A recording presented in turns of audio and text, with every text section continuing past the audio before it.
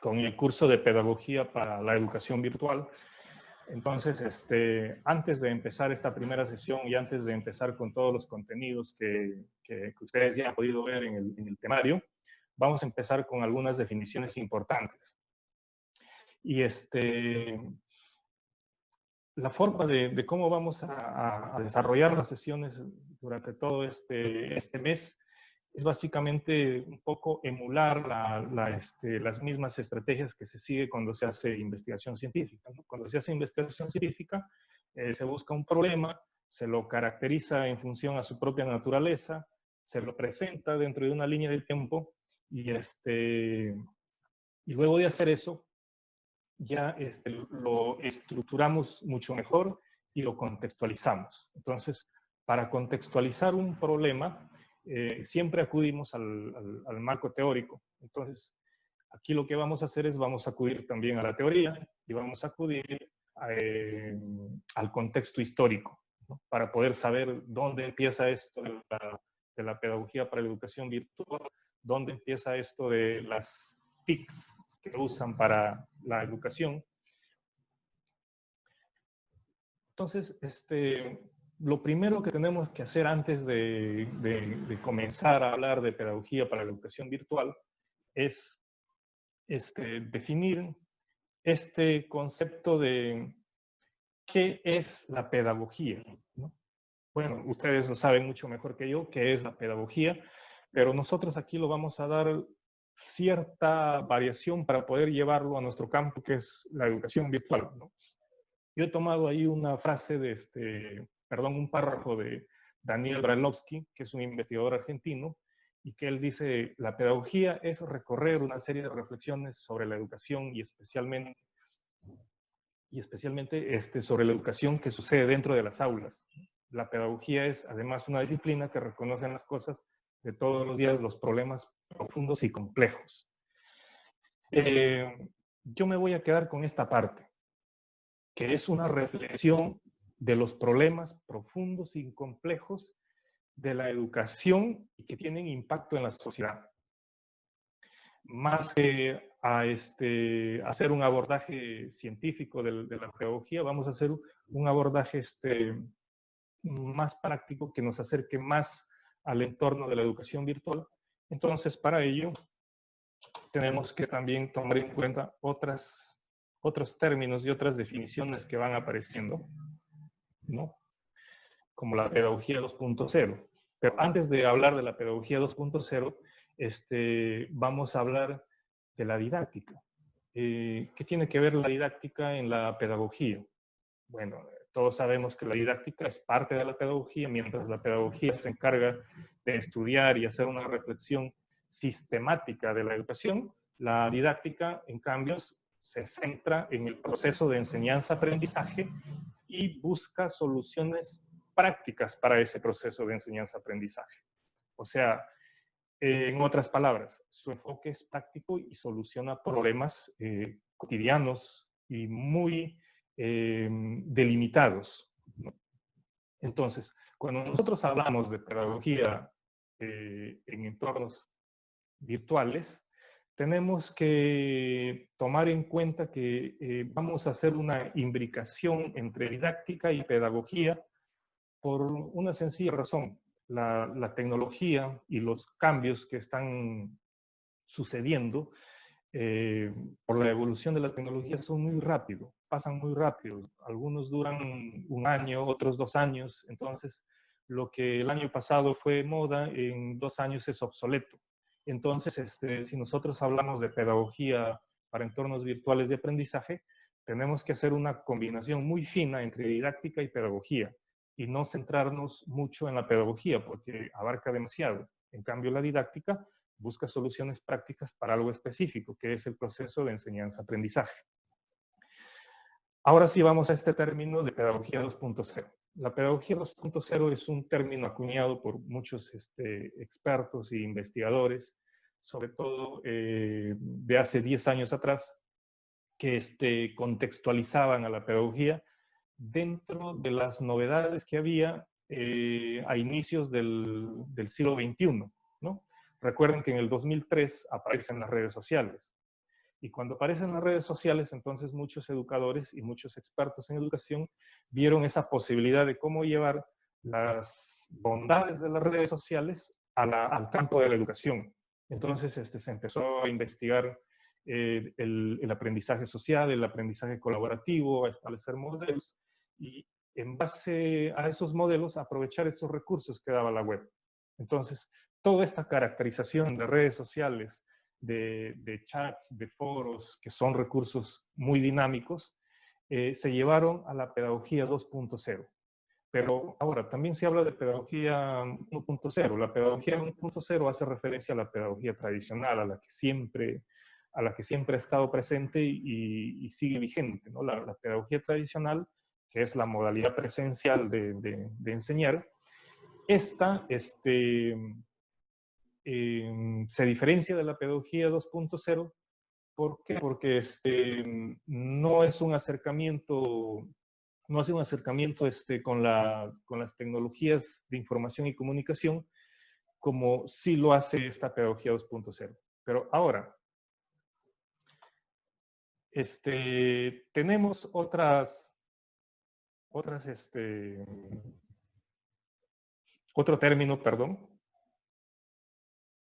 otro término que es la pedagogía 3.0. Y en la pedagogía 3.0, en realidad también es un término que todavía no está muy socializado, pero sin embargo ya se está trabajando dentro de esta tendencia y que tiene características muy importantes esta pedagogía 3.0.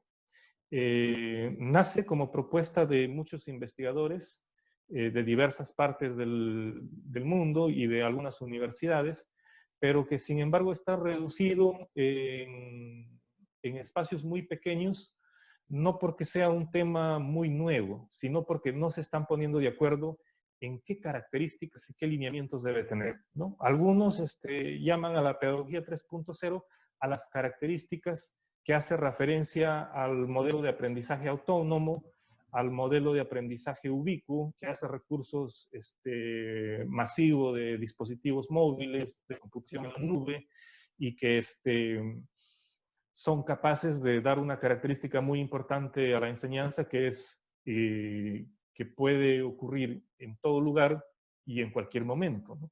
por las mismas características que tiene la computación en la nube.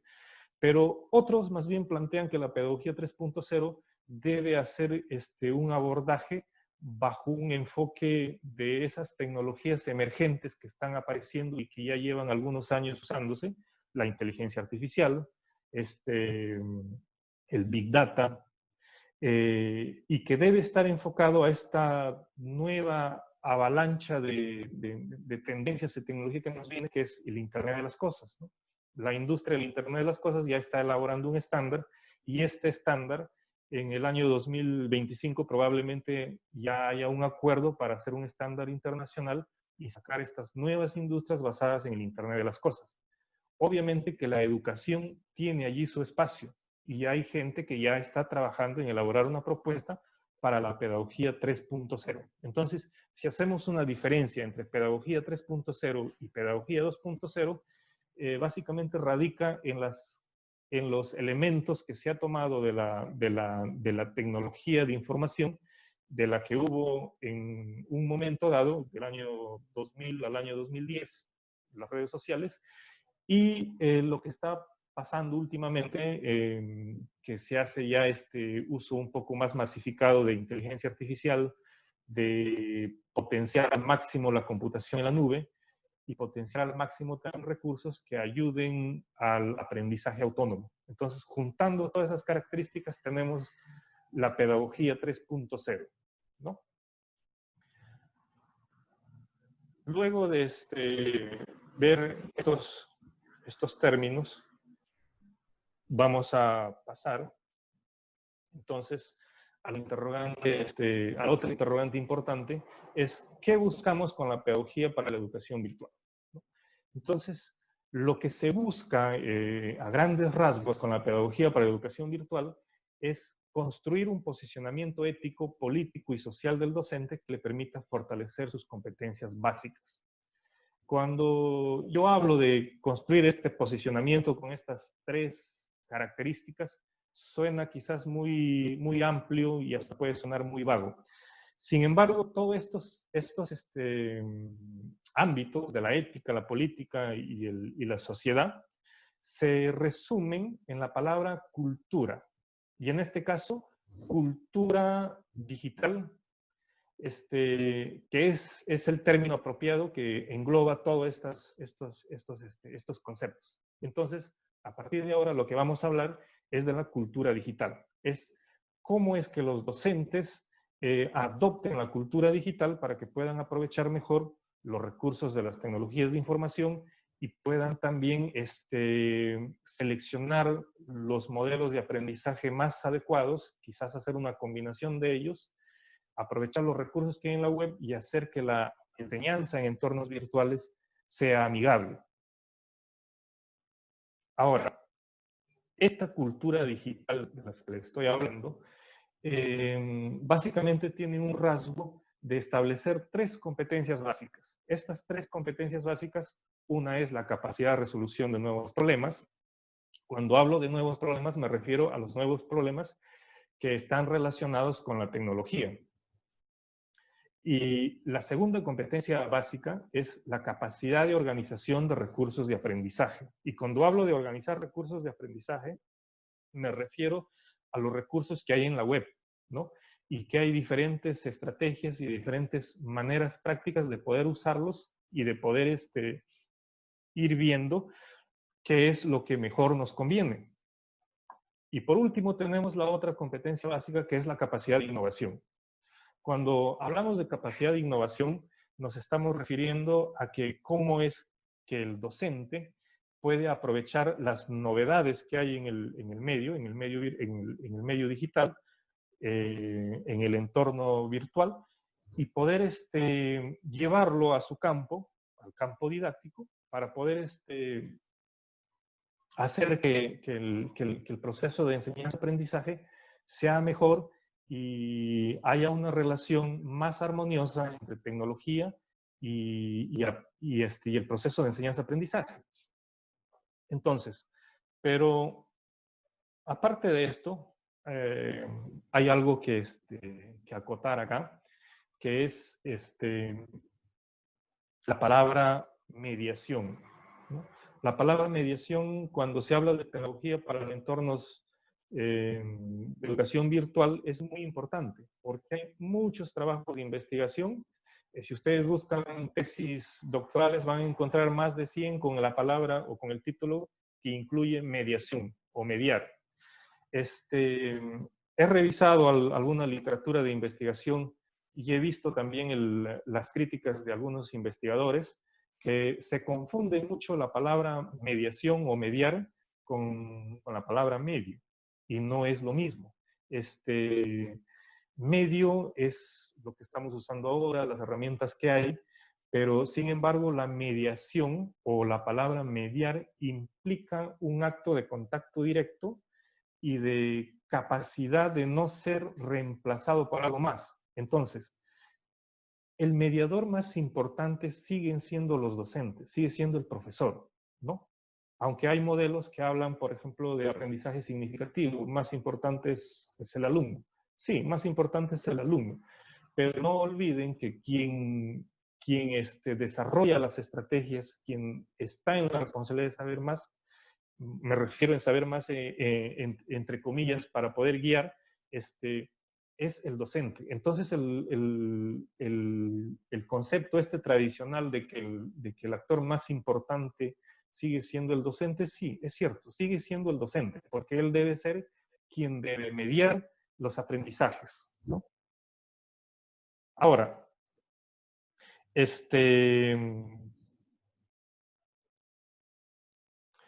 hay algo más acá. No sé si ustedes han escuchado una frase de Arthur Clarke. Arthur Clarke dice una frase que se habla mucho en seminarios, en simposios que se hacen de educación. Arthur Clarke es fue un divulgador científico y un escritor de ciencia ficción, y él decía que cualquier profesor que puede ser reemplazado por una máquina debe ser reemplazado por una máquina.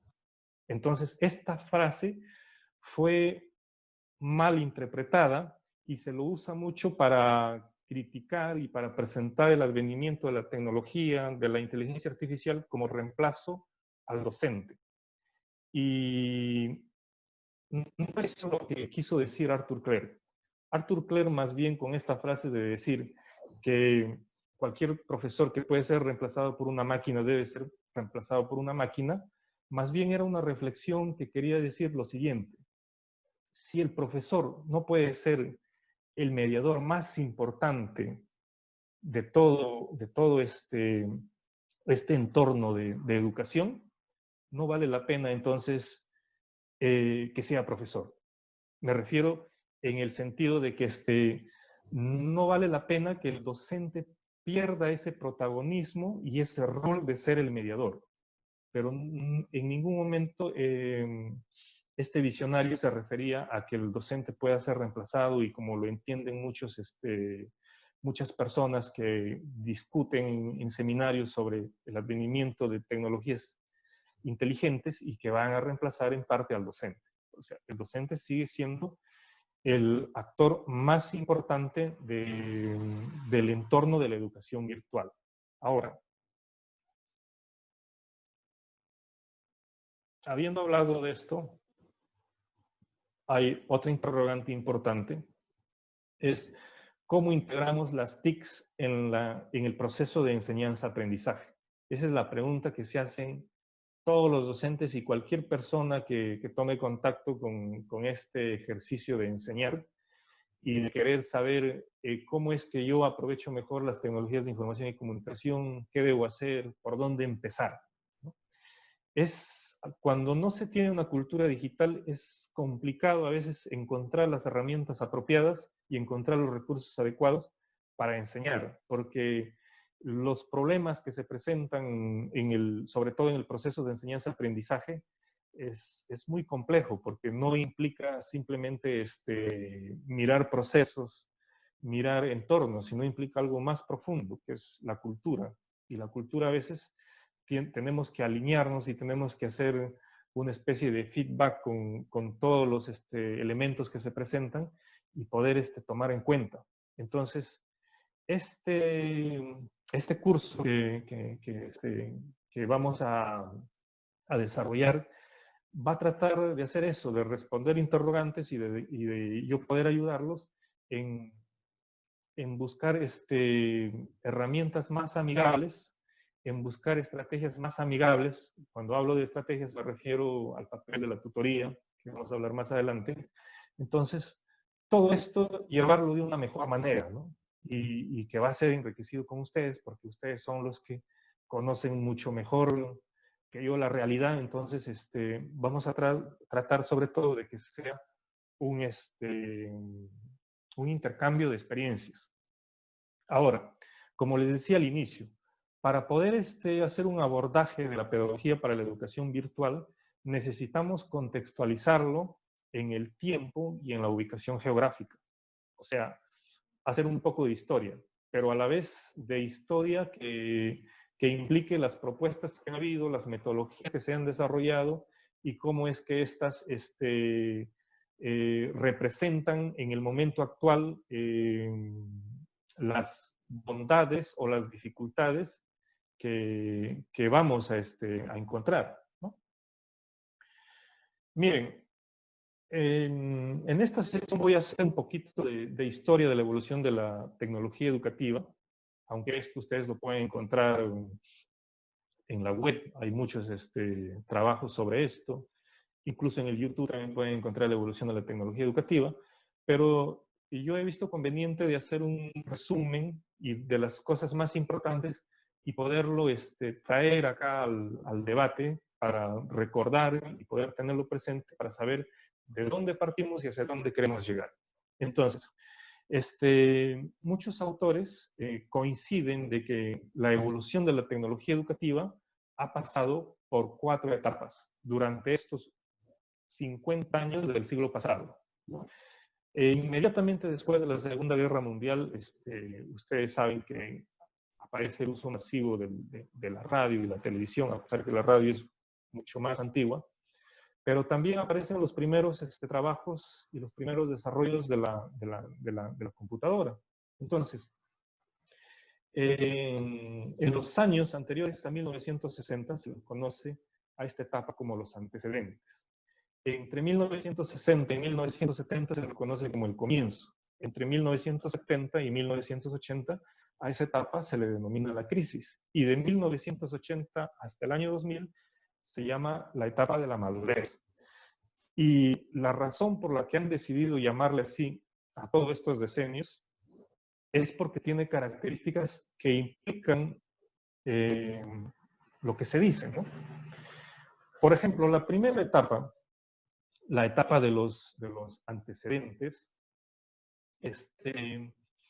aquí nosotros podemos encontrar dos personajes importantes que llevamos a esta y que han dado su aporte a la evolución de la tecnología educativa. Estos dos personajes son John Watson y Alan Turing. Por un lado, John Watson es quien establece los lineamientos del conductismo y quien presenta conductismo como una ciencia natural y capaz de ser llevado al trabajo experimental y plantea que la conducta puede ser modificada. Entonces, lo más importante que podemos rescatar para el ámbito de la educación acá es que él consideraba que la conducta como un acto de contexto. Y a partir de ahí, otros investigadores toman las estrategias más útiles para construir y reforzar asociaciones de estímulo-respuesta, ¿no? Básicamente, mucho del trabajo de Watson pertenece al campo de la psicología. La educación ya fue un resultado indirecto de los trabajos que se hacían. Pero entonces ya tenemos un poco de teoría que le da sustento al uso de la tecnología, ¿no? Es decir, que la tecnología, si la usamos de manera adecuada, podemos modificar conductas de quienes aprenden. Entonces, ya había debates en Estados Unidos en esos tiempos sobre cómo llevar el campo del conductismo en la educación, en los aprendizajes, ¿no? El otro personaje importante en este decenio anterior a 1960 es Alan Turing. ¿Por qué es importante? Porque Alan Turing es el padre de los algoritmos, ¿no? El concepto de algoritmo y el desarrollo de algoritmos tiene más de 1000 años. Lo desarrollaron los árabes en sus trabajos de aritmética, en su floreciente cultura en la invasión árabe que hubo en España, ¿no? Pero quien formalizó y llevó al concepto de algoritmo como un conjunto de pasos y procesos lógicos y ser capaz de codificarse en una computadora fue Alan Turing. Entonces, él en 1946 presentó un estudio que se convertiría en el primer diseño detallado de un computador automático. Entonces, estamos hablando de dos hechos importantes en esta época. El conductismo que presenta a los aprendizajes, a la conducta como un acto de contexto y que puede ser llevado a los procesos de enseñanza-aprendizaje. Y por otro lado, por el lado de la tecnología, los algoritmos, la capacidad de darle instrucciones a las máquinas, a las computadoras, para que hagan procesos automatizados. Ahora, luego viene el siguiente decenio, 1960 a 1970, y en este decenio también tenemos dos personajes muy importantes, Friedrich Skinner y Albert Bandura.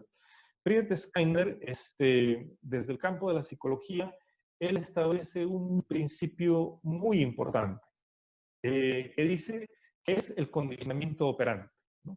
Entonces, el condicionamiento operante ha sido el principio que ha regido en la didáctica desde la generación de los baby boomers hasta la generación de los millennials, ¿no? Por ejemplo, yo todavía la primaria, los profesores nos han enseñado con una regla. Y si para enseñar, por ejemplo, matemáticas, si los resultados eran buenos, te premiaban, pero si los resultados del aprendizaje inmediato eran malos, te castigaban. Entonces, ¿en qué se basaba este castigo, castigo físico para aprovechar mejor los aprendizajes, es en el trabajo de Friedrich Skinner. O sea, él estableció el condicionamiento operante. Y yo sé que todos ustedes han recibido la educación básica bajo este principio, ¿no? Del condicionamiento operante. Ahora ya no se toma en cuenta este enfoque, pero eso ha tenido una duración de más de 40 años, ¿no? en el sistema educativo. Ese es su aporte de Skinner, ¿no? Y que de alguna manera tiene relación en la evolución de la tecnología educativa, porque se consideraba que también la tecnología modifica conductas y que también hay que trabajar en base a recompensa y castigo en este involucramiento de las tecnologías, de la tecnología educativa, ¿no? También tenemos otro personaje que es Albert Bandura. Albert Bandura es el padre del aprendizaje social. Albert Bandura es el que no solo describe, sino establece un modelo de aprendizaje, una base mediacional. Entonces, ya en esos años, previos a 1970, ya existía esta palabra mediacional, ¿no? No es una palabra nueva que se inventó en los años 2000, sino es una palabra muy antigua.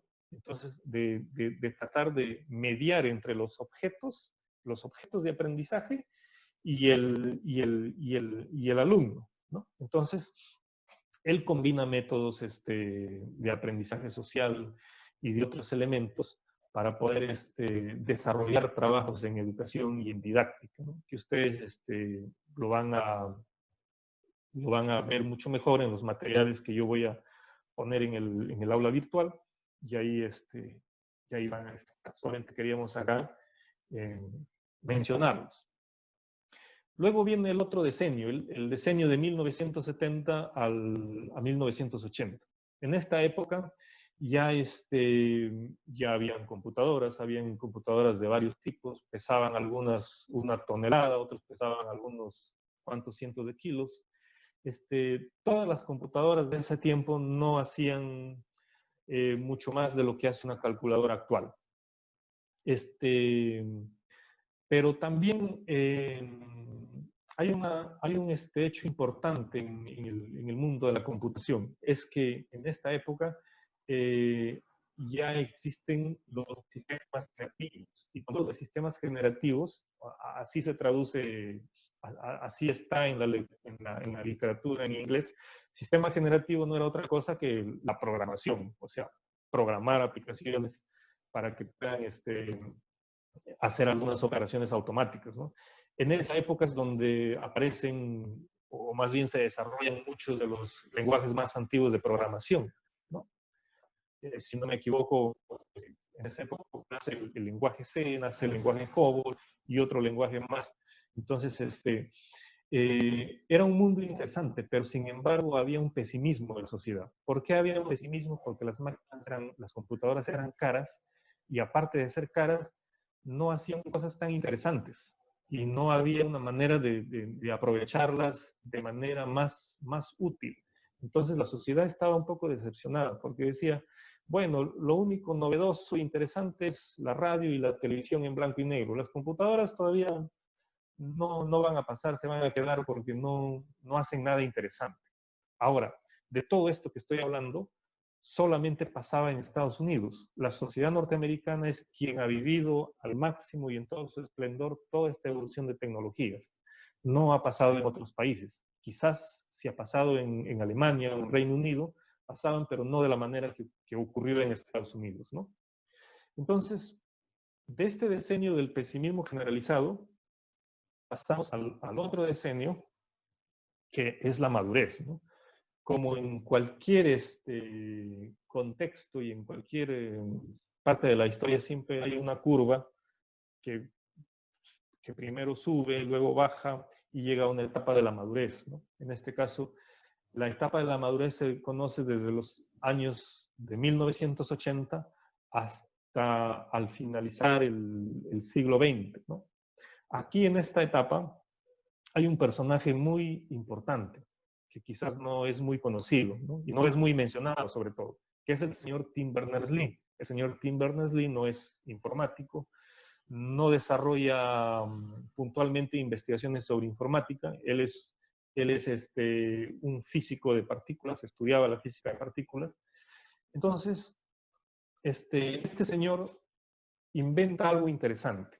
Pero antes de hablar de lo que él inventó, ya en los años 80 aparecen las computadoras personales. Eso ya ustedes lo saben, que aparecen las primeras computadoras, la primera computadora de IBM en 1981, y así aparecen otras computadoras personales que ya eran relativamente baratas. Estamos hablando de dispositivos que eran asequibles para la clase media norteamericana, y que ya empiezan a masificarse, hay programas, se pueden instalar programas, tienen una interfaz más interesante las computadoras personales. Entonces, aprovechando esto, este señor Tim Berners-Lee lo que hace es que este señor se va a trabajar en el Laboratorio de Investigación Nuclear de la Unión Europea, que es el CERN, ¿no? En el CERN, él se da cuenta de un problema muy complejo entre las actividades que desarrollaban los investigadores. ¿Qué pasaba? En el CERN había más de 1000 investigadores, se hablaban más de 10 idiomas y todo el trabajo de investigación se documentaba, como se hace hasta ahora, ¿no? Y todos los trabajos de investigación, de acuerdo a las palabras claves que tenían los trabajos, se les ponía una etiqueta y se les guardaba en estantes, ¿no? Entonces, ¿qué pasaba? Que se perdía mucho tiempo en este centro de investigación si uno quería revisar el trabajo de investigación de otro investigador. Entonces, se perdía mucho tiempo y era muy difícil. O sea, imagínese ir a una biblioteca grande y buscar ahí trabajos de investigación en cada uno de los estantes, buscar palabras claves dentro de un grupo de papel. Es difícil. Entonces, este señor dijo, bueno, yo voy a aprovechar la tecnología de la computación y solucionar este problema. Entonces, este señor inventó dos cosas importantes. Él desarrolla el HTTP, que es, por sus siglas en inglés, es el protocolo de transferencia de hipertexto, y que es un protocolo que usamos todos cuando navegamos Internet, cuando abrimos un navegador y recurrimos a una página web. Entonces, él inventa un protocolo, pero además de eso, también inventa el HTML, que es el lenguaje de la web, ¿no? El HTML, también por sus siglas en inglés, significa el lenguaje de marcado de hipertexto. Pero lo que él quería hacer básicamente es el hipervínculo, pero el hipervínculo electrónico, ¿no? Estos famosos links, esa es la idea que apuntaba en ese momento Tim Berners-Lee. Y logra desarrollar estas dos cosas que ahora es lo que más ha impactado en toda la historia de la humanidad, la web. Porque gracias a este señor nosotros podemos navegar, ver videos, citar, hacer clic en un link y nos lleva a un PDF o nos lleva a lo que nosotros estamos viendo y queremos revisar. Entonces, su aporte fue muy importante. ¿Y por qué se dice que la innovación es serendipia? Porque serendipia pues es cuando llegamos a algo, cuando descubrimos algo sin querer descubrir, o sea, sin pensarlo, sin planificarlo, ¿no? Y este señor sin planificar llegó a inventar una cosa de mucho impacto, del mayor impacto de la humanidad, sin haberlo planificado. Entonces, ahora que ya hemos visto estos 50 años de historia de la tecnología educativa, vamos a tratar de enfocarlo, pero desde otro concepto importante, que es el aprendizaje electrónico. Si lo miramos, toda esta línea de tiempo de la historia de la tecnología educativa, ya podemos hacer un resumen más interesante de lo que ha ocurrido en cada uno de los decenios, ¿no? Por un lado, estrictamente en el campo de la educación, se desarrollaban contenidos bajo un enfoque que se llamaba el SBI. El SBI es una sigla en inglés que significa Instrucción Basada en la Computadora, ¿no? Y ustedes lo pueden buscar aquí en internet como SBI y van a encontrar muchos estudios, muchas propuestas que se han dado desde los años 1960 ¿Para qué? Para ver la manera más adecuada de aprovechar la computadora en la educación. Entonces, a eso hace referencia cuando hablamos de modelos de contenidos generativos. En los años 1970 es la época en la que se habla en Estados Unidos del inicio de la enseñanza inteligente. ¿Y por qué se decía enseñanza inteligente? Porque se desarrollaban en los contenidos de aprendizaje iteraciones generativas. ¿Qué son iteraciones generativas? O sea, no era otra cosa que programar aplicaciones, programar, valga la redundancia, programas que mostraban contenido multimedia y que en esos tiempos era interesante.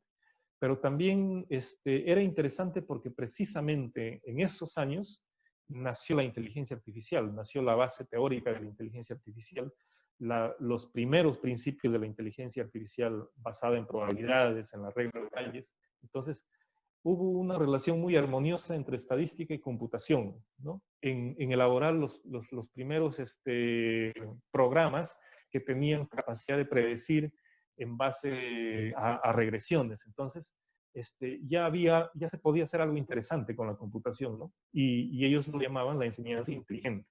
Pero para nuestros tiempos era una inteligencia entre comillas, porque no tenía nada de inteligencia a lo que ahora hacemos mención o a lo que ahora conocemos como inteligencia artificial, ¿no? Todo esto lo que estoy hablando de las propuestas y de los modelos que habían en la tecnología educativa no eran propuestas públicas, no nacían de instituciones públicas, todas eran propuestas comerciales de empresas. Por eso ahí se habla de una fase de reducción de los costos en la instrucción basada en la computadora, porque eran las empresas las que iban desarrollando y vendían sus aplicaciones, ¿no? Ahora, para, para los años 1980 o para los años 80, aparecen los sistemas de enseñanza inteligentes robustos. Y no era otra cosa que una especie de enciclopedias electrónicas, un programa de enciclopedias que se instalaban en los ordenadores personales. Y y el ejemplo que se me viene a la mente, el más común, por ejemplo, era el Encarta. Muchos de nosotros hemos usado el Encarta, que nació a mediados de los 90, 95, 98, si no me equivoque, y que muchos lo teníamos instalado en nuestra computadora, ¿no? A eso se lo conocía como un sistema de enseñanza inteligente robusto, porque implicaba grandes volúmenes de información y que tú hacías una simple búsqueda, ya encontrabas lo que querías, ¿no? Una enciclopedia multimedia. Ese es el ejemplo más claro. Luego, para 1990, entre 1990 y el año 2000, a todo este decenio, se le conoce como la época de la reconvergencia. Aparecen términos ya más sofisticados, entre comillas, que se conocían como objetos de aprendizaje. Entre los años 90 y 2000 ya nacen propuestas más, más específicas en la tecnología educativa. Y cuando digo propuestas más específicas, me refiero a que ya un grupo de expertos, de investigadores, de empresas en Estados Unidos se sentaron para decir, mira, tenemos este tipo de tecnología, la otra empresa tiene este otro tipo de tecnología y hay que sentarse para elaborar un estándar de tecnología educativa. Vamos a elaborar lineamientos, vamos a elaborar arquitecturas de tecnología educativa. Entonces, a todo esto que estoy hablando se lo llama e-learning. Entonces, la palabra e-learning nace a finales de los años 80 y se va tomando forma a finales de 1990 ya con la elaboración de estándares propios de la industria que se abocaban a la educación, ¿no? Ahí aparece, por ejemplo, el estándar y sobre todo eran normas y especificaciones como el SCORM, que lo vamos a ver más adelante, ¿no? Y todas estas tenían adaptación a la Internet, porque recuerden que el Internet surgió tal como lo conocemos ahora en 1993, ¿no? Antes de 1993 no se podía navegar.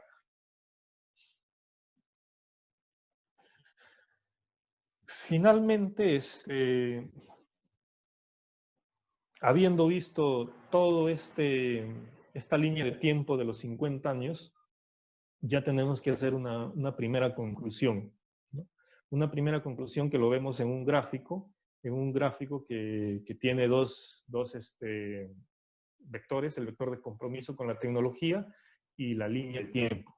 Entonces, el compromiso con la tecnología pasa por 6 fases, ¿no? Este es un acuerdo en que han llegado varios autores y que se han hecho básicamente haciendo revisión de todos los trabajos acerca de la tecnología educativa de los 50 años que han transcurrido.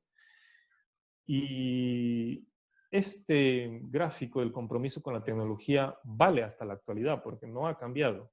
Se siguen repitiendo los mismos hechos, los mismos problemas y básicamente el mismo enfoque.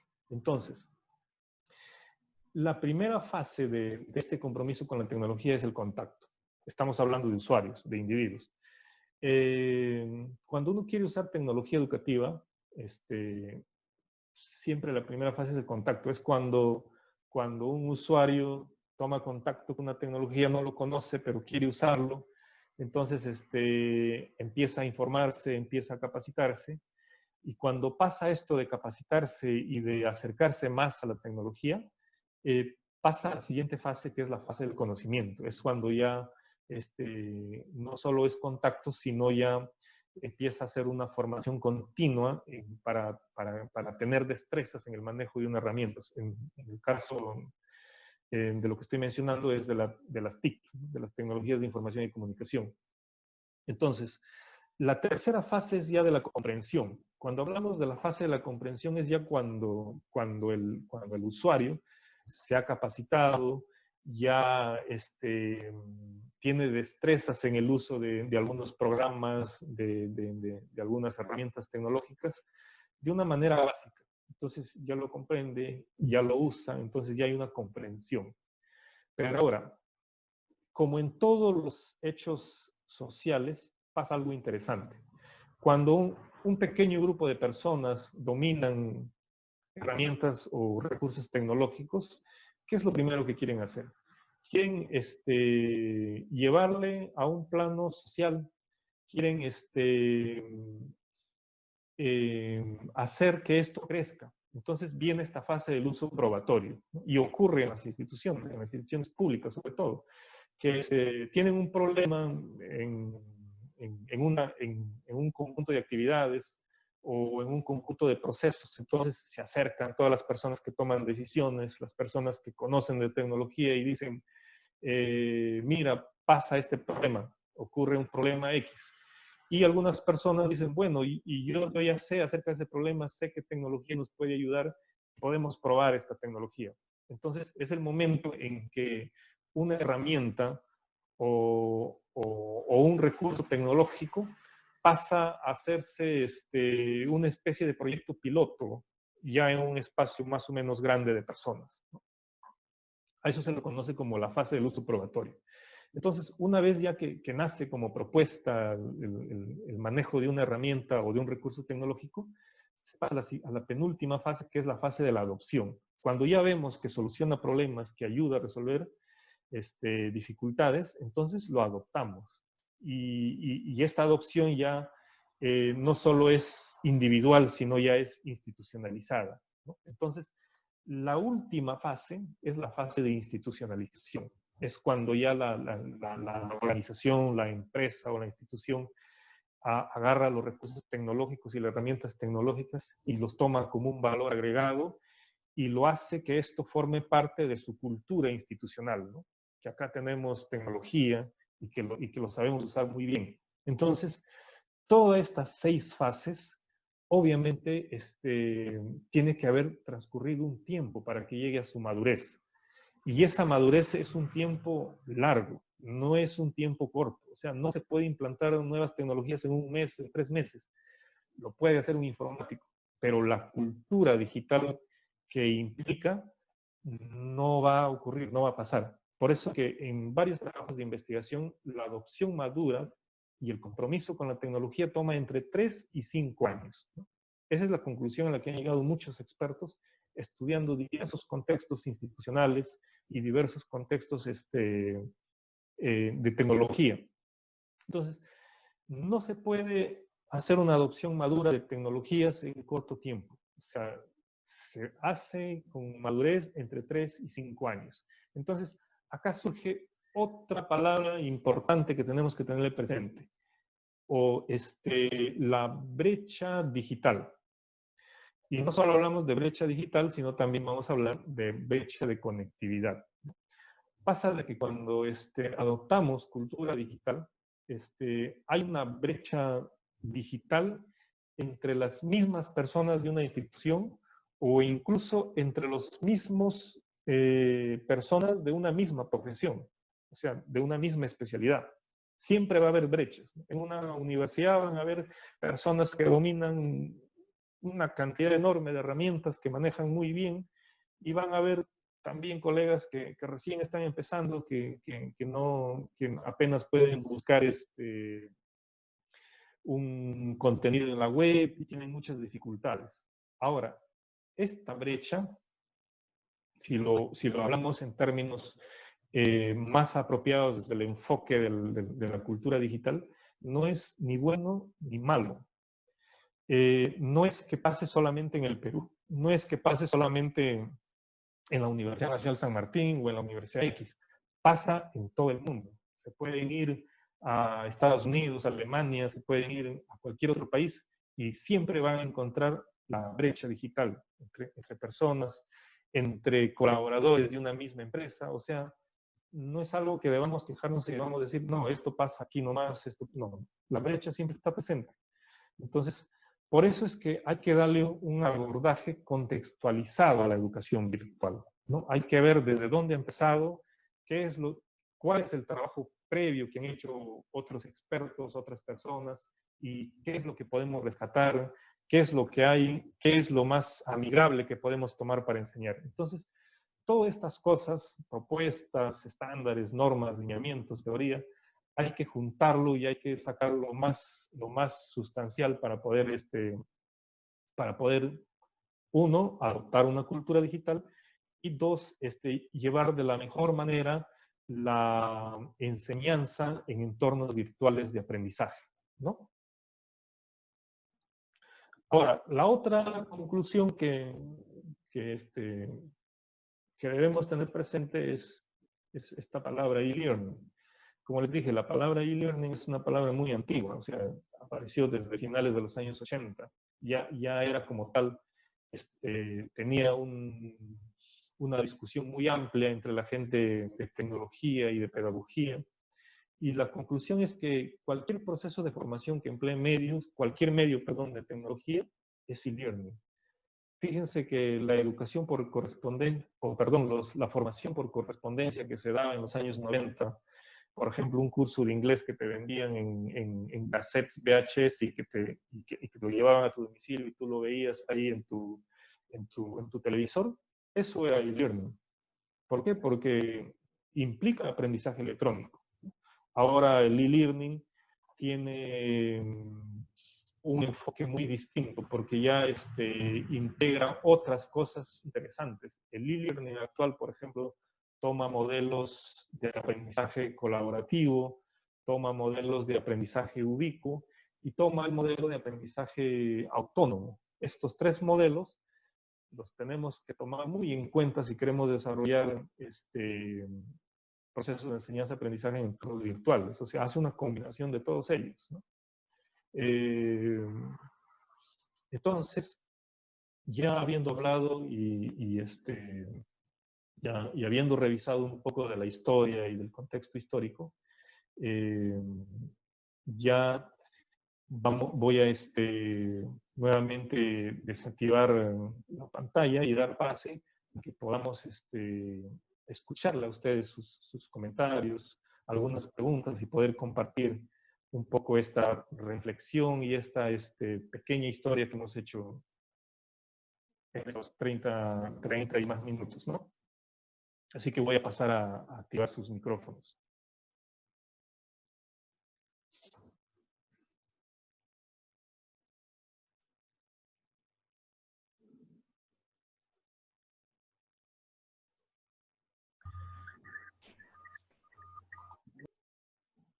Sí, ahora ya podemos nuevamente debatir y compartir ideas sobre lo que hemos estado hablando.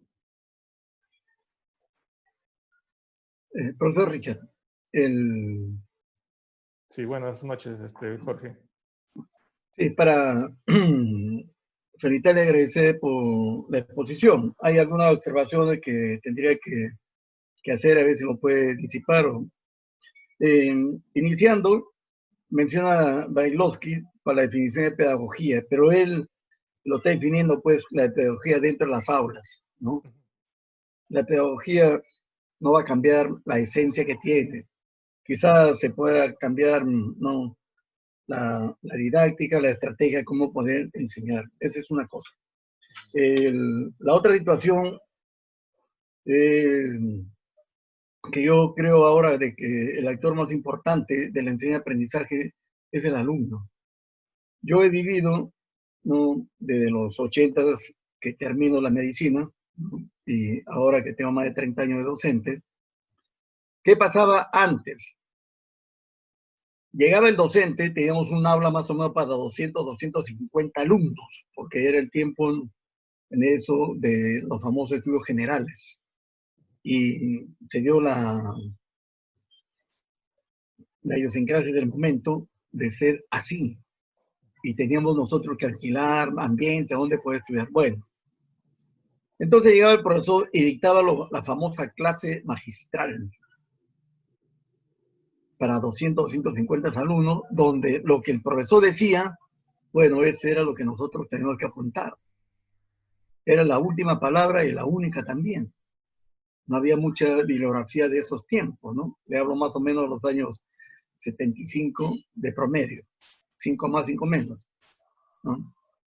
Entonces, ahora, el profesor se tiene que preparar, porque con tanta tecnología, el alumno es el que tiene la mayor cantidad de información. Lo único que tiene que hacer el docente es orientar esa información. Muchas veces el docente ni siquiera está enterado, pero antes no. Antes, para una clase magistral, el docente tenía que estar preparado para esto, y si se equivocó, pues mala suerte, ¿no? Ya nosotros lo tomamos como tal. Incluso cuando empezaron las famosas grabadoras, ¿no?, con cinta. Tenemos que grabar las clases para poder hacer. Es el punto en el cual yo creo de que, en verdad, ahora el alumno es el eje de la enseñanza-aprendizaje, y sobre él tiene que marchar todo esto. Lo que pasa es que los docentes nos estamos quedando un poco con la tecnología que avanza, y creo que no estamos muy a la altura de los estudiantes. Pero sí podemos nosotros, con la experiencia que tenemos, orientar. El otro asunto, yo creo que sí, el ser humano no creo que pueda ser reemplazado por una máquina. Por lo menos hasta que yo pueda vivir, no creo que eso sea posible. Sí, no creo que eso sea posible por el momento, ¿no? Sería otro mundo. Bueno,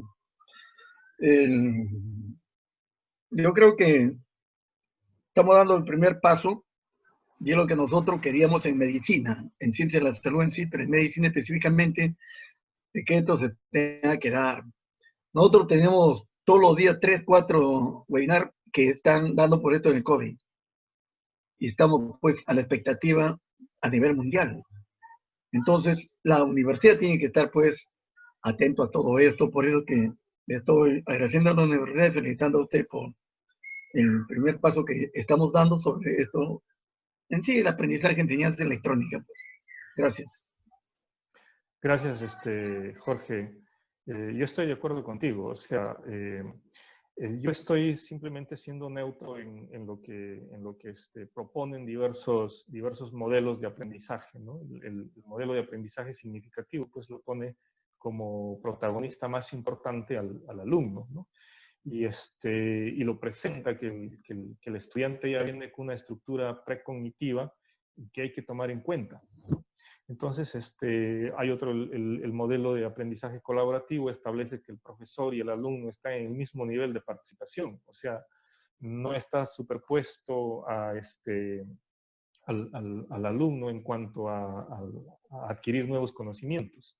Entonces, ningún modelo de aprendizaje actual y usado establece jerarquías para aprender, ¿no?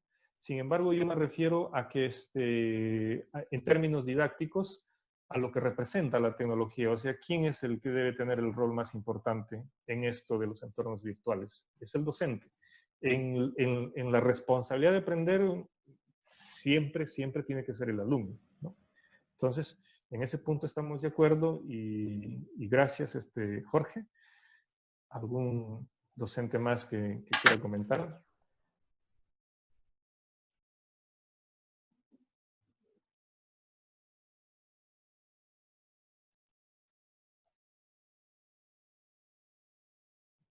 Si tienen preguntas, consultas o quieren comentar algo,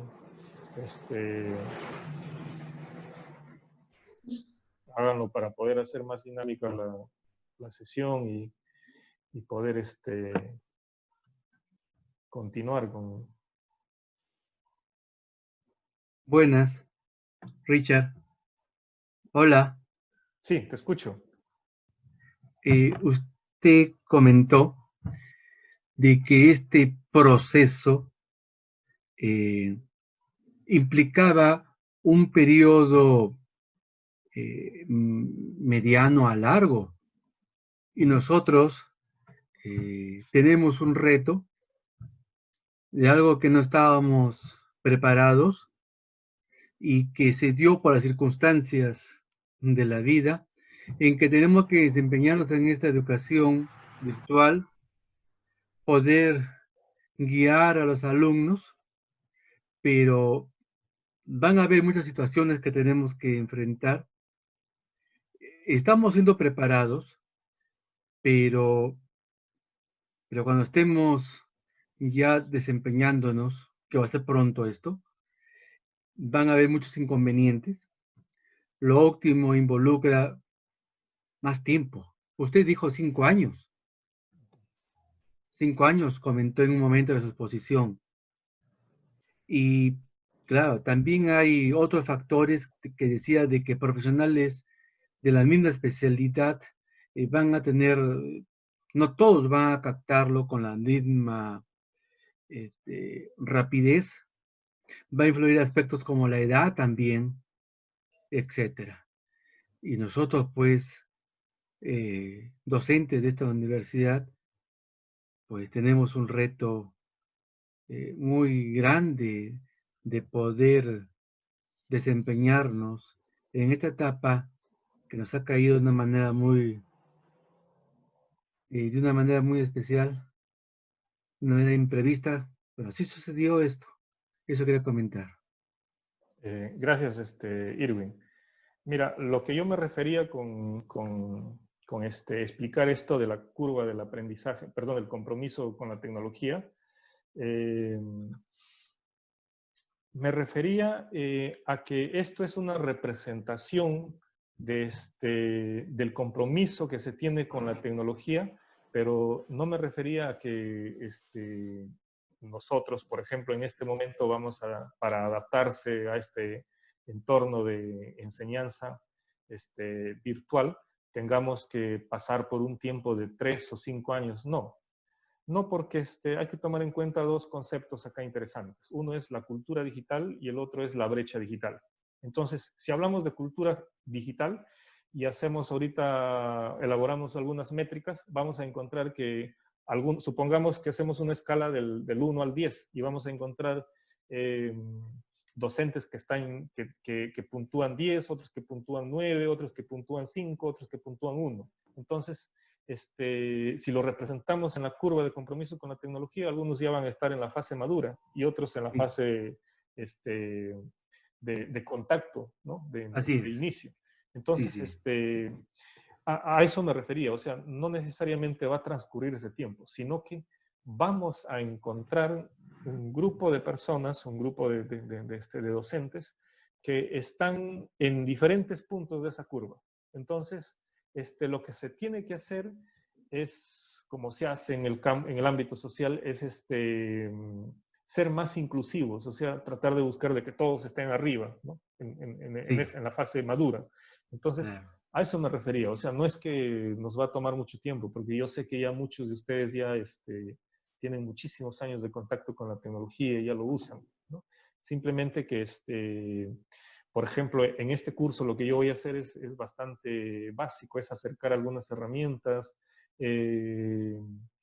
sugerirles algunas propuestas, algunas estrategias para desarrollar, pero obviamente con la experiencia de ustedes y con las propuestas que ustedes también traigan a este debate y a este intercambio de experiencias, ¿no? Esa es la manera como debemos verlo, un intercambio de experiencias. Hola Richard, Buenas noches, Adriana. mira, viendo tu exposición, bueno, te felicito, ¿no? El tema de reforzarnos en parte teórica de todo lo que es la pedagogía, ¿no? Pero hay otros términos que se utilizan. Bueno, pero no lo vamos a hablar en este caso. Pero lo que sí sé, creo que el objetivo de este curso, que lo vamos a terminar, va a ser terminando en una competencia. De eso se trata, ¿no? Aprender haciendo. O sea, todos los que estamos involucrados en este curso vamos a terminar aprendiendo a utilizar las herramientas. De repente algunos aprendiendo recién y otros reforzando lo que ya saben. Yo creo que ese es el objetivo de este curso. Gracias.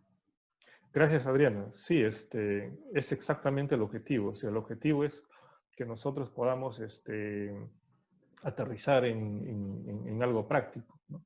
En tener recursos y herramientas y aplicarlos de manera inmediata. O sea, no es un abordaje global ni un debate sobre pedagogía, sino más bien lo vamos a ir reorientando conforme pasan los días. Incluso yo no tengo ahorita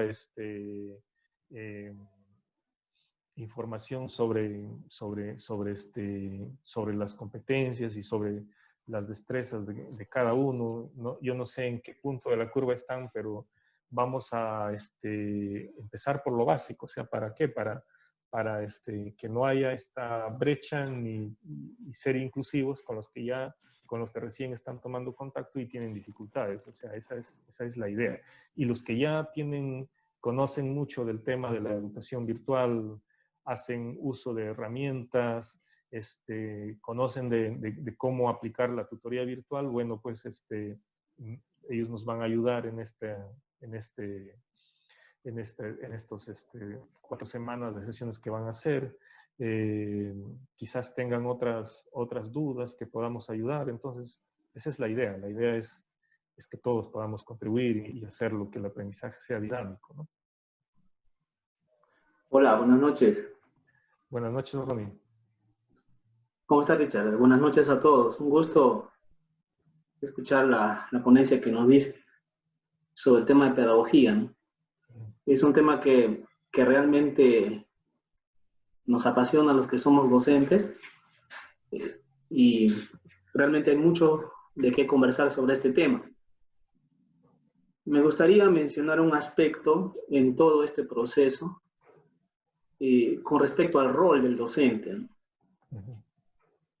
Y aquí realmente, definitivamente nuestro rol va a cambiar, ¿no? Va a cambiar con respecto a lo que veníamos haciendo generalmente. Pero no va a cambiar en algunos aspectos de manera sustancial, sino quizás la forma como hemos venido trabajando y los medios que vamos a utilizar, ¿no? Un aspecto importante ahí en el tema de roles, por ejemplo, de la planificación y la organización del tiempo, ¿no? Por ejemplo, el tema de las tareas, cómo se va a trabajar a través de este entorno o de los entornos virtuales que tenemos, cómo vamos a atender de manera diferenciada a los estudiantes, ¿no? Esos estilos y esos ritmos que tienen cada uno, ¿no? Precisamente mencionados hace un momento, y también en la ponencia sobre el tema de que existen docentes también que trabajamos en una misma institución, pero no tenemos las competencias ni las capacidades desarrolladas, ¿no? Con respecto al manejo y al uso de la tecnología y de algunas herramientas tecnológicas y recursos, ¿no? Entonces, también vamos a tener en este caso de repente a estudiantes que tengan esas necesidades, ¿no? Entonces, ¿cómo atenderlos a ellos ahí? Entonces, nuestro rol va a ser diferente. Con respecto también al seguimiento de las actividades en sí, ¿no? De todas las tareas que nosotros vamos a ir colgando en la plataforma y en todas las actividades que realizamos. Cómo hacer ese seguimiento de tal manera que sea oportuno, ¿no? Pero también que refleje un real desarrollo de las actividades, ¿no? El otro tema que se habla y mencionaste sobre el tema de facilitador, dinamizador del proceso, ¿no? Como docentes, nuestro rol era distinto de manera presencial. Ahora en este proceso también va a cambiar con respecto a eso. Y finalmente el tema de la evaluación. Entonces, estos aspectos, quizás en todo este proceso, nuestro rol va a ser distinto. Sabemos que desde un enfoque, el protagonista de todo el proceso es el estudiante, ¿no? Pero también implica un trabajo organizado y preparado del docente, porque es quien va a direccionar todo el proceso, ¿no? Sabemos qué competencias se van a trabajar, qué es lo que se desea lograr en un proceso, en el desarrollo de las actividades. Entonces, un poco quería comentar sobre este rol que va a cambiar definitivamente algunos aspectos de nuestro trabajo. Muchas gracias, Richard. Gracias, Ron. Mira, tú lo has mencionado, van a haber roles que se van a revisar y se van a reorientar, pero no hay que olvidar que en los entornos virtuales de aprendizaje hay cierto traslado de iniciativas y de formas de cómo nosotros vamos a desempeñarnos como docentes. Entonces, hay que tener claro algo puntual, es que las tecnologías de información y comunicación se van a transformar en medios y recursos didácticos. Eso, téngalo en la cabeza. La tecnología de información y comunicación se van a transformar en medios y recursos didácticos. Ahora, el papel más importante del profesor en el entorno virtual es que sea un promotor auténtico del autoaprendizaje y de la autodisciplina del alumno. Entonces, va a haber el enfoque va a ser quizás un poco distinto y se van a tener que potenciar algunas otras cosas que no se estaba haciendo en la modalidad presencial.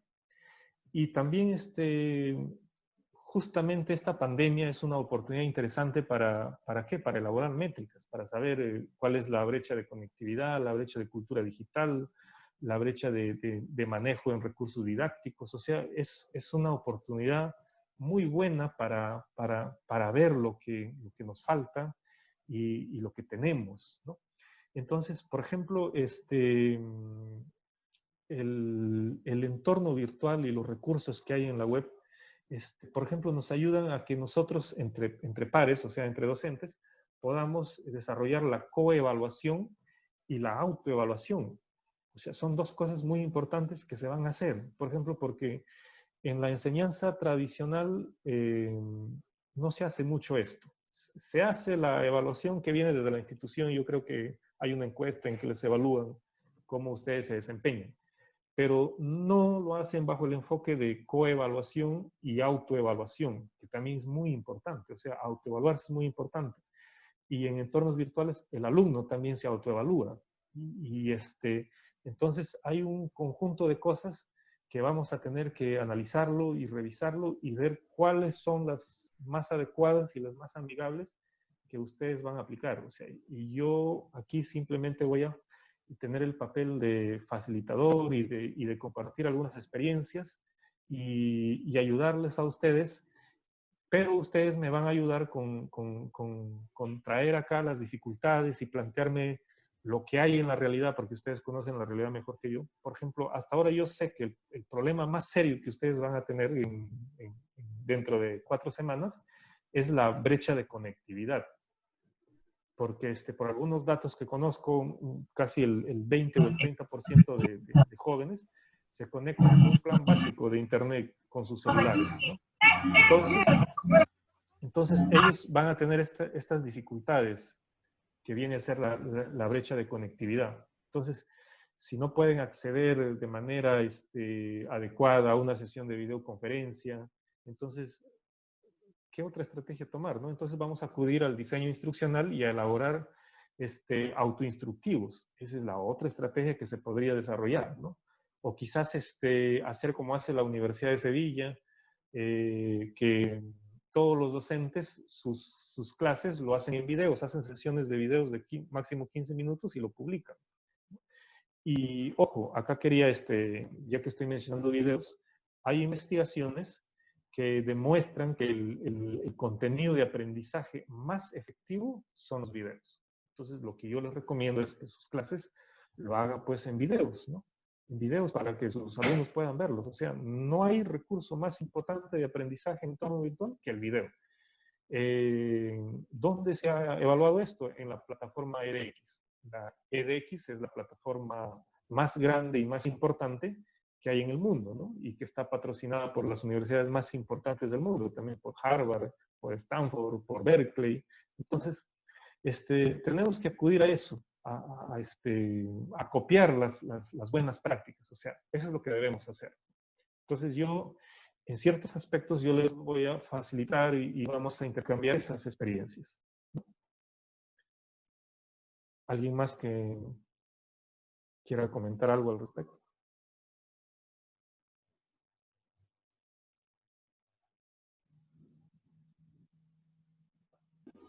Richard, Sí, Jorge. no sé si sería segunda vez, pero no sé si hay alguien antes que quisiera darle la oportunidad, no sé.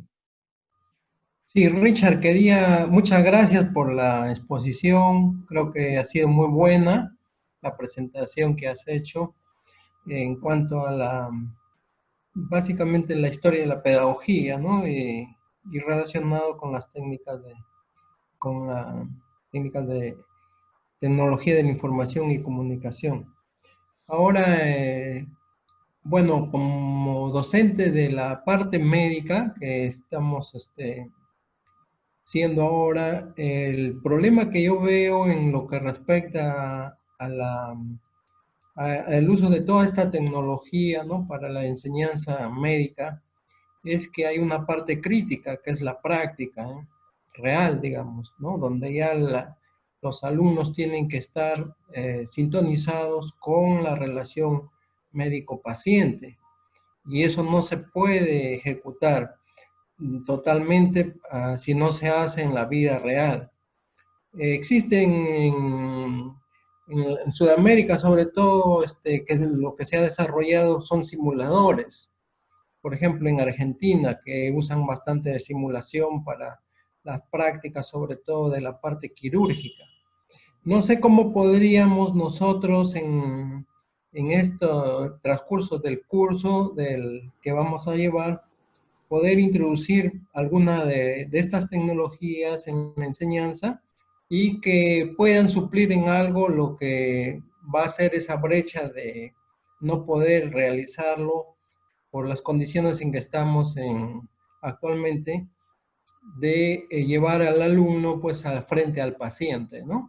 Esa es la inquietud que tengo.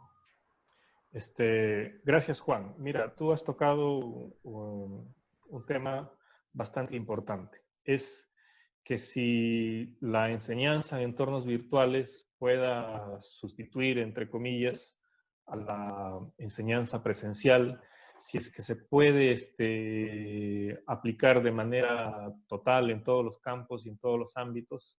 Y la respuesta es no. Hay muchos trabajos de investigación que se han hecho en buscar la mejor relación entre tecnología y enseñanza.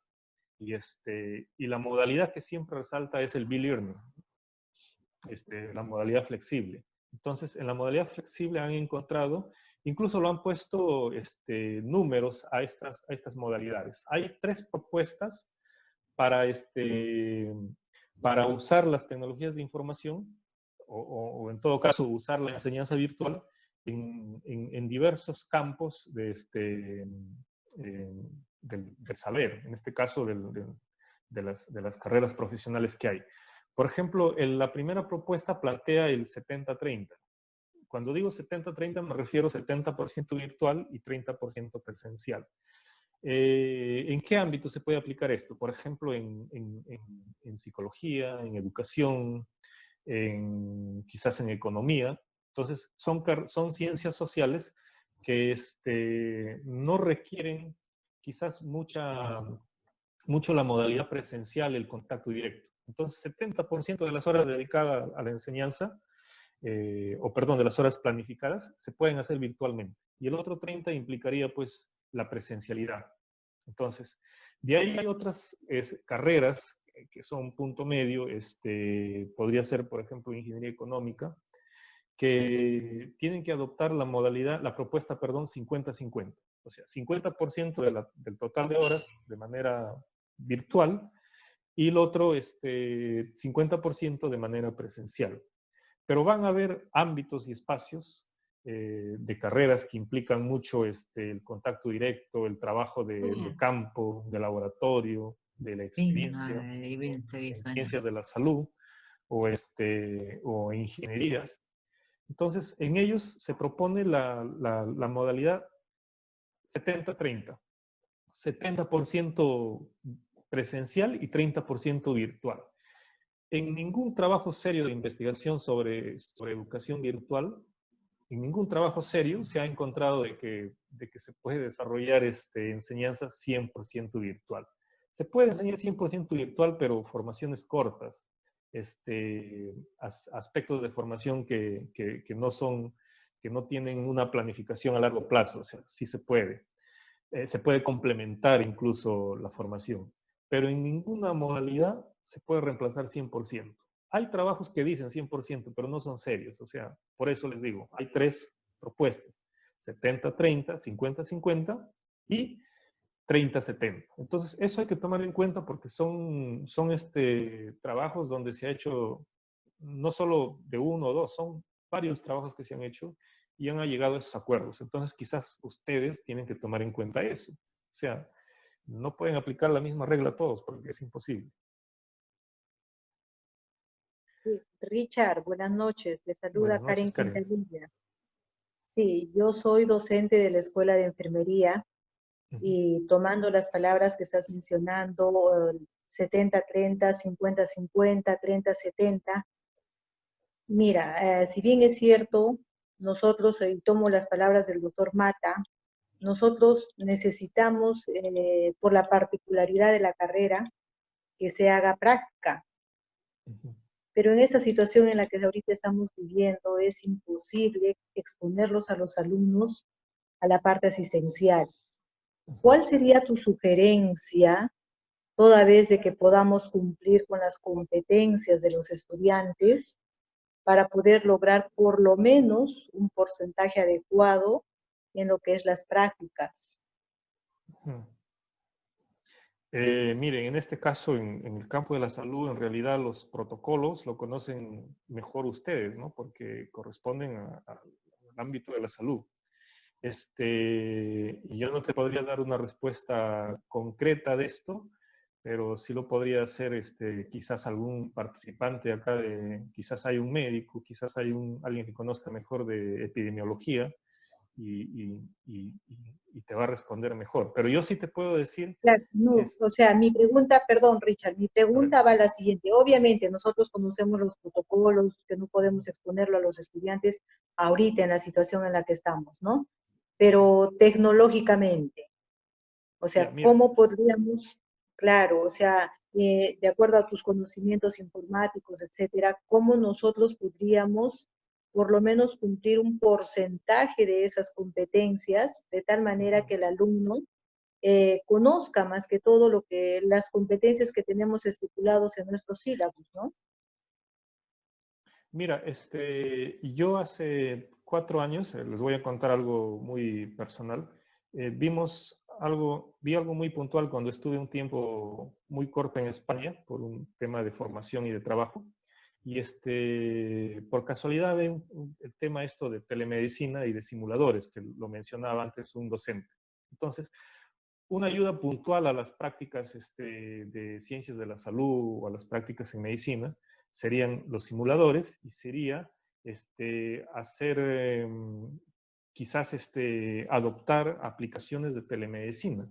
Por ejemplo, yo vi en España que había mucha gente que podían acceder a salas de salas quirúrgicas mediante aplicaciones de telemedicina, o sea, mediante una especie de videoconferencia y al mismo tiempo estar presentes ahí en televisiones quirúrgicas. Pero ojo, esto de la telemedicina es ya para alguien que ya ha tomado contacto, que ya tiene la experiencia, que simplemente está reforzando un aprendizaje. No podemos alguien que por primera vez está haciendo prácticas, hacerle ver un video porque no se va a poder. O sea, hay cosas definitivamente que van a quedar relegadas a la postergación y no se van a poder reemplazar. Pero sí, al menos alguna parte hay que contribuirlo en el entorno virtual. Por ejemplo, en las prácticas podríamos todo lo que es teoría, lo que es protocolos, lo que es lineamientos, no sé, podríamos llevarle al campo virtual y ir preparando, de tal modo que cuando vayamos al campo de acción ya sepan. Pero las universidades ahora usan mucho simuladores. Aquí en el Perú hay muchas universidades que trabajan con simuladores de todo tipo, ¿no? Entonces, Sí, quizás eso sería una ayuda para ustedes. o las salas de briefing, ¿no? Que se suelen manejar. Sí, gracias, Karen. Bien. Richard, ¿me permites? Claro, sí, Jorge, adelante. La verdad, yo no estaría muy preocupado por esto de las prácticas, sobre todo en medicina. Ya le hemos discutido, le hemos puesto algunos ejemplos. A mí lo que me preocupa de esto es el no contacto, ¿no? Lo que se llama la relación médico-paciente-familiar, el insight, el rapport, esas cosas que siempre lo hemos dado y que lo tenemos nosotros desde la antigüedad. El estar interactuando presencialmente con el alumno, ¿no? Ahora, si me permite la expresión, hay un enfriamiento de esto, porque esto lo venimos nosotros, o particularmente lo vengo haciendo ya hace varios ciclos atrás con los alumnos, a través del celular, ¿no? Del WhatsApp, todas estas cosas. Pero el problema es esto que antes estábamos tan juntos que nos conocíamos todos.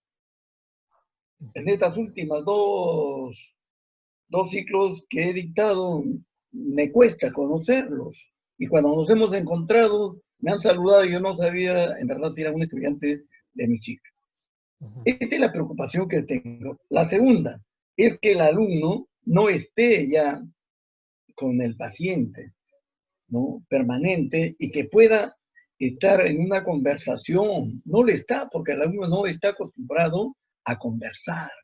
Ahora más que nunca está metido con el celular y está chateando a diestra y siniestra, ¿no? Y ya no tiene esa facilidad para dialogar.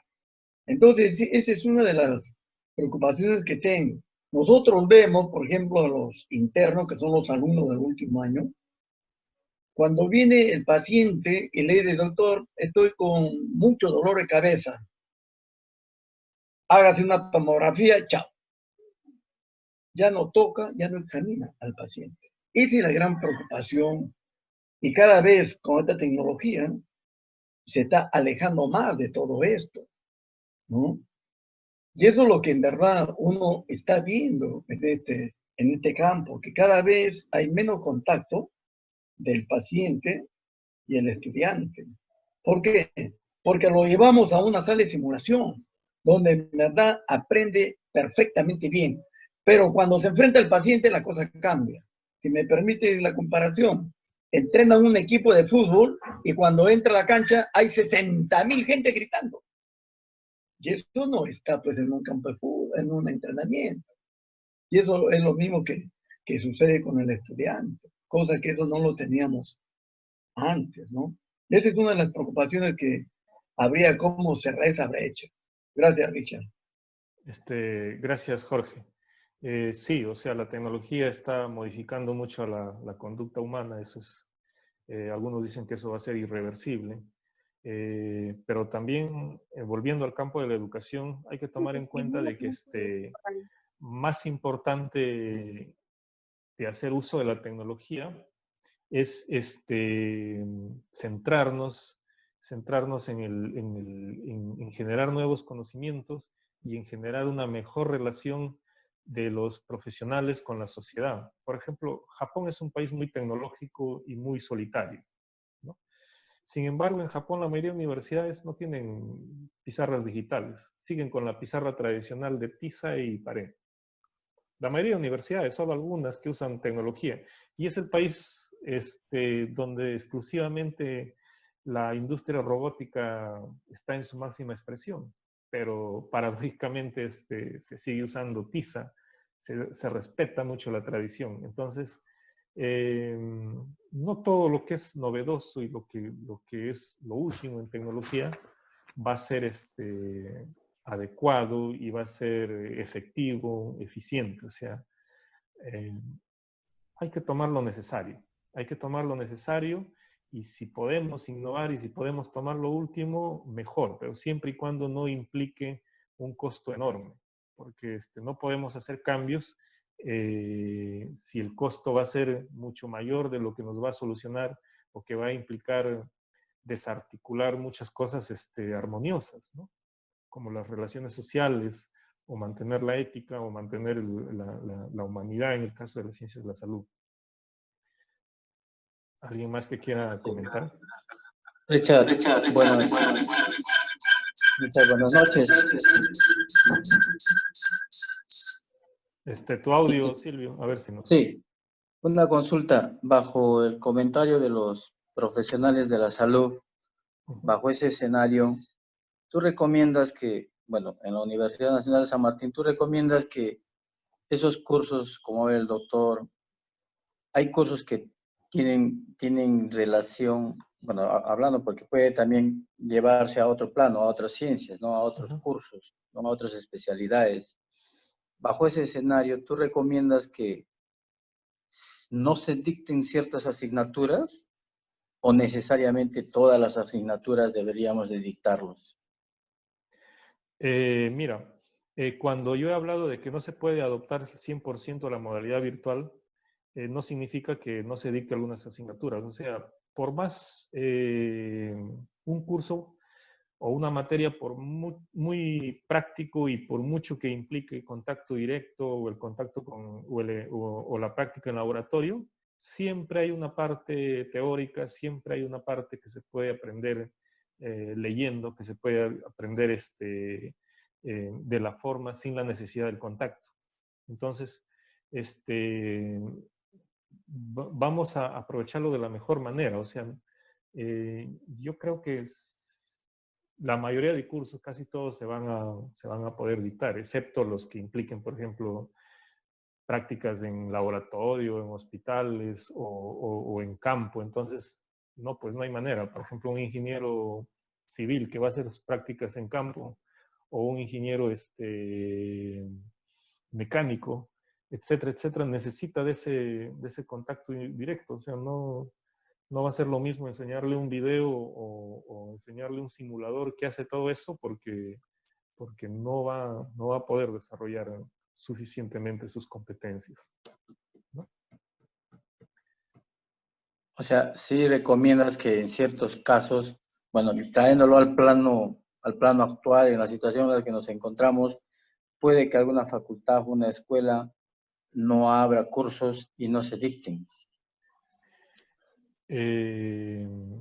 Mira, esa respuesta, como les digo, lo podrían responder mejor ustedes mismos, porque ustedes son los que conocen la realidad. Por ejemplo, si tú me mencionarías un caso concreto de un curso que no se pueda dictar, entonces es porque conoces la realidad y me dices que no se puede usar el entorno virtual para llevar a cabo eso.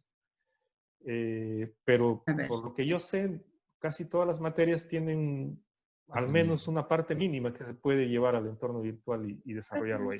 La Universidad Nacional. Richard, sí. ¿Por qué te digo eso? Porque yo comparto lo que estás comentando. Yo también apoyo tu comentario, pero muchas veces, uno escucha y dice, no, este curso porque el 50+1 es, o el 60% es práctico y el 40% es teórico, entonces no se dicta. Entonces, un poco yo también quiero entender que la tecnología nos puede ayudar muchísimo y en mi opinión, no hay curso que se pueda cerrar, considerando que la tecnología en algún momento, si bien es cierto, como tú lo has dicho desde un principio, definitivamente el mediador fundamental es el docente, y claro, la parte principal son los estudiantes, pero yo también mantengo esa opinión de que en lo posible, nosotros, como mediadores, debemos desarrollar en lo posible todos nuestros cursos, ¿no? Porque quizás si lo traemos al plano actual, al plano real,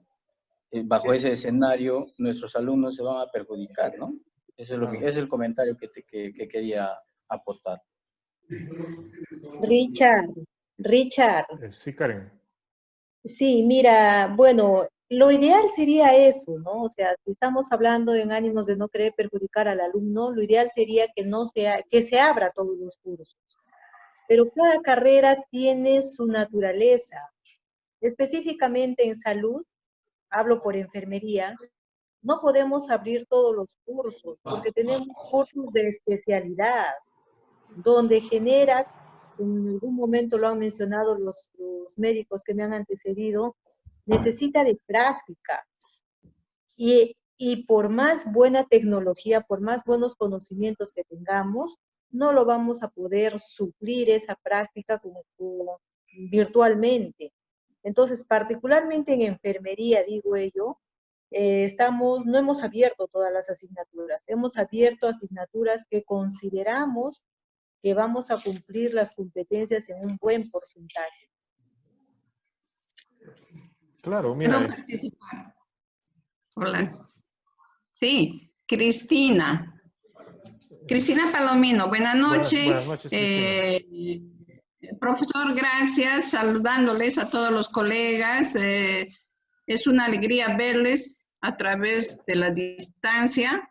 Y yo quiero participar mencionando, yo soy enfermera y le comento, los cursos de enfermería a partir del tercer ciclo son... ¿Qué quiere decir esto? Quiere decir que a partir de este ciclo, el alumno debe estar en contacto con el paciente. ¿Por qué? Porque el paciente es nuestro centro de atención. Entonces, el enfermero que atiende a un ser humano tiene que tener la capacidad de una observación, con letras muy grandes, porque la observación nos va a ayudar a detectar algún signo de alarma. ¿Por qué? Porque la enfermera está a las 24 horas del día junto al paciente satisfaciendo sus necesidades. Y por lo tanto, no es que esté en contra de la tecnología, sino que hay cursos, claro, que se puede llevar a través de este medio. Pero como hay cursos que no se puede, por más que se diga 70, 30, 50, 50, yo discrepo con él. Usted sea paciente y el enfermero que está en esta etapa y salga de acá unos años, no ha tenido toda esa capacidad de aprendizaje directamente, entonces puede cometer no errores, sino no va a tener esa habilidad, esa destreza que lo consigue a través de los años que pasa en la universidad. ¿Y por qué le digo eso? Porque el profesor, la enfermera, está justamente al lado del alumno.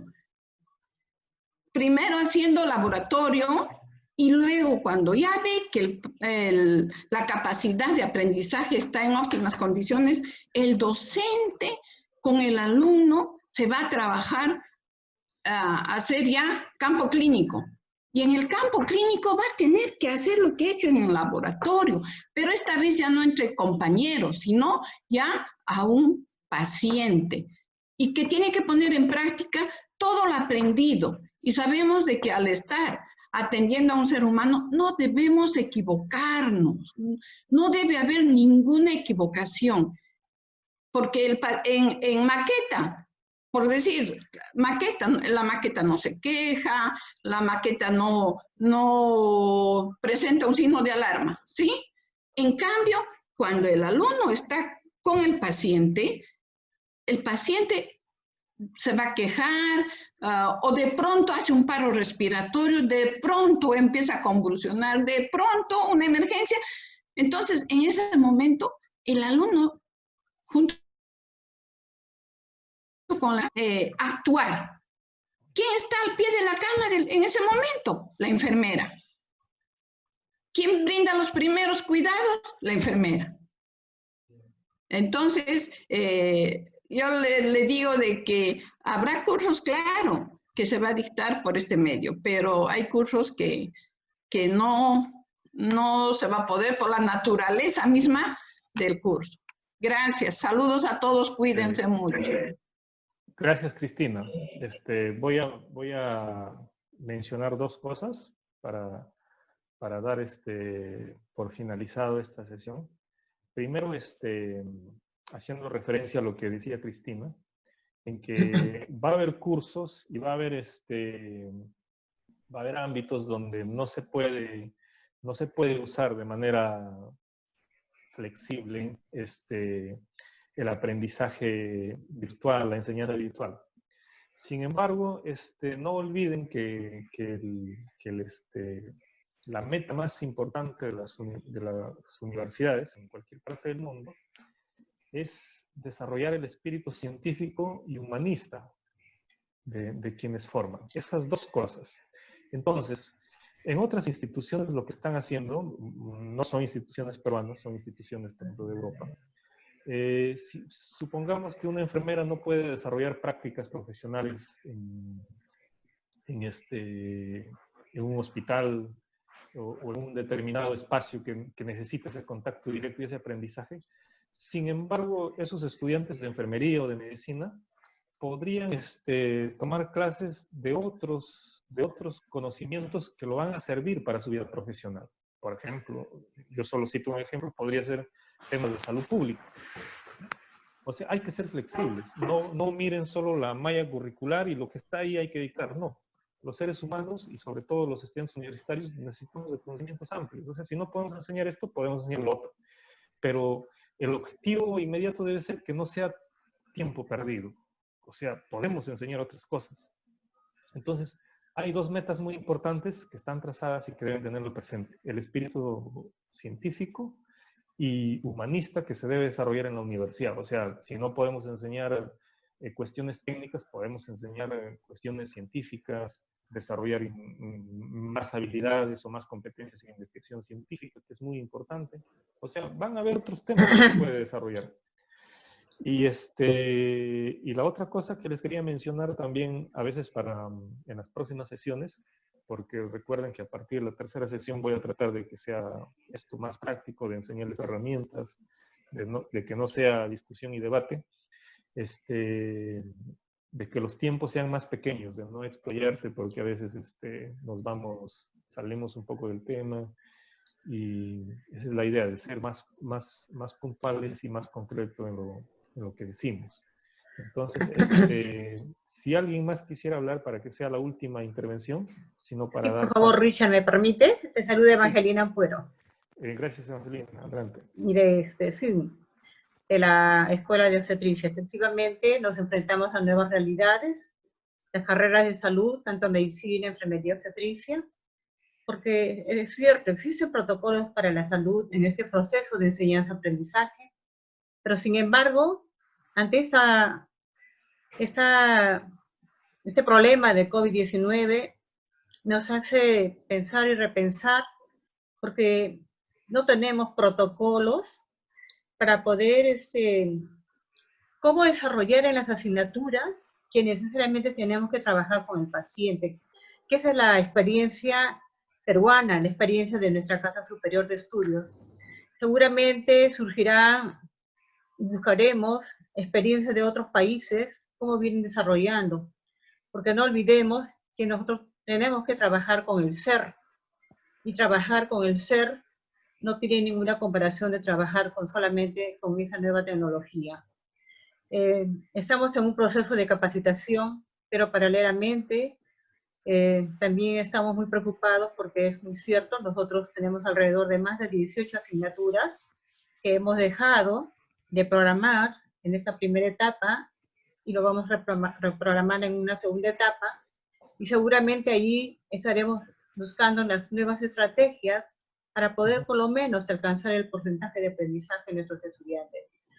Yo aprovecho, y hay muchas cosas por conversar, pero aprovecharía y agradecerles a ustedes, los organizadores, porque se convierten en nuevos asesores también, y seguramente tendremos que trabajar muy estrechamente el área de salud con ustedes para que nos apoyen en la búsqueda de esas estrategias de cómo lograr que ese porcentaje, que por lo menos sea un porcentaje que pueda ser aceptado en cuanto a este proceso de enseñanza-aprendizaje, no sea más la tecnología y que sea menos el porcentaje de la presencial.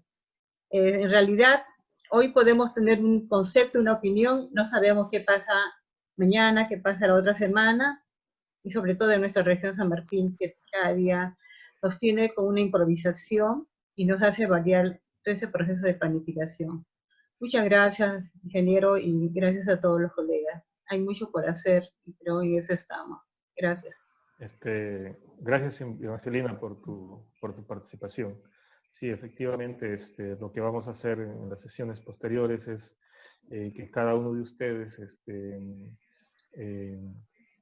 traiga sus propias necesidades y sus propios retos que quieren enfrentar y ver la manera de cómo puedo yo ayudarles con algo puntual, con algo básico para que los aprendizajes sean más amigables. O sea, esa es la finalidad y eso es la finalidad de este curso, de encontrar recursos, herramientas amigables sobre todo. O sea, en eso se va a resumir.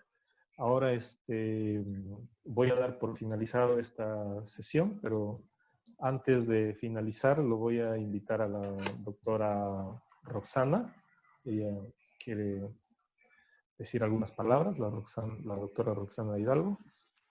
Y buenas noches, doctora Roxana. Buenas noches, señor Heredia. Estimados docentes, buenas noches, tengan todos ustedes. Mis felicitaciones a los organizadores, al CTI, al licenciado Edwin.